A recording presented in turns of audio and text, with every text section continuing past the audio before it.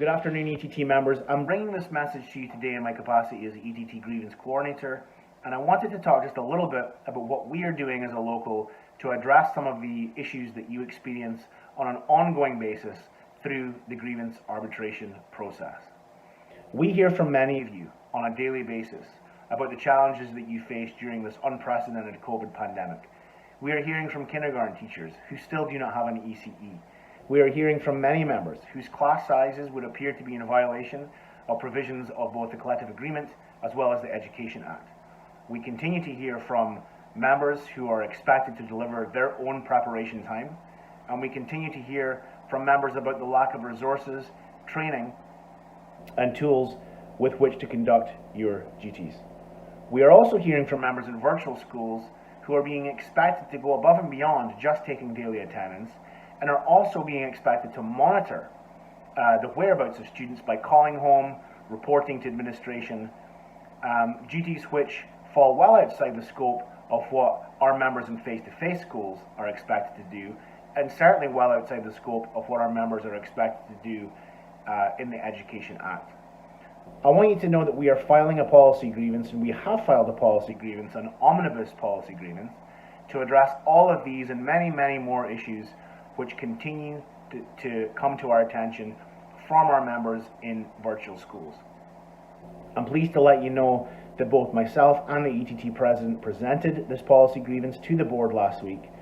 and this grievance has actually been expedited, which means that the grievance will be heard much sooner than is typically the case during the grievance arbitration process. We hope for this grievance to appear before an arbitrator in the coming months,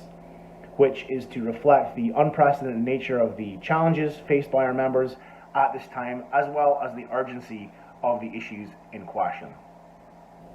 The other issue which has come to our attention recently, which we are also pursuing via the grievance arbitration process,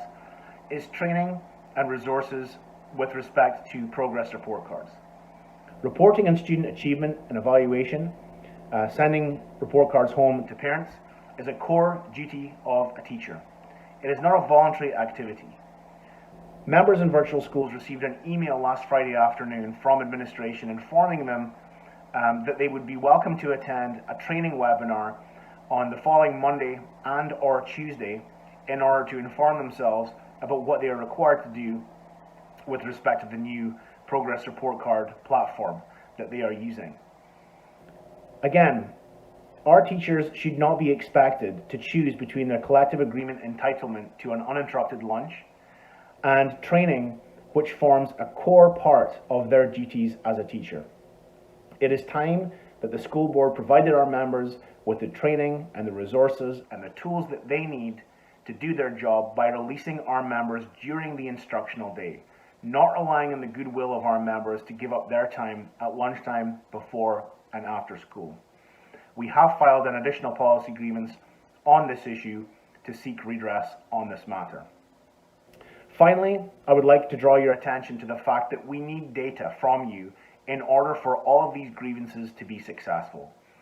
In this week's ETT Weekly and in last week's ETT Weekly, the President has issued a form to all members,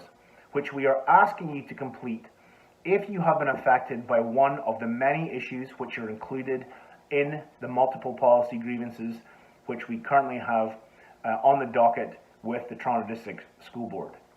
Please take the time to document your concerns. If you do not have an ECE, if you do not have a teacher to deliver prep to you, if you have had to create your own timetable,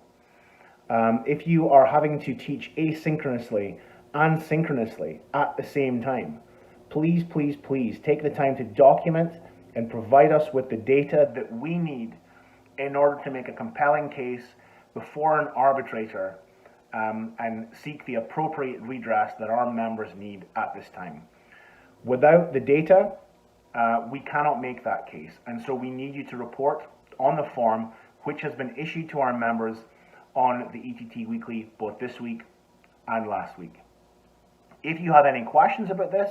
please contact either the President, Jennifer Brown at jbrown@ett.on.ca, or myself, Jamie Thom, ETT Vice President and Grievance Coordinator at jthom@ett.on.ca. I hope you all have a relaxing and great weekend.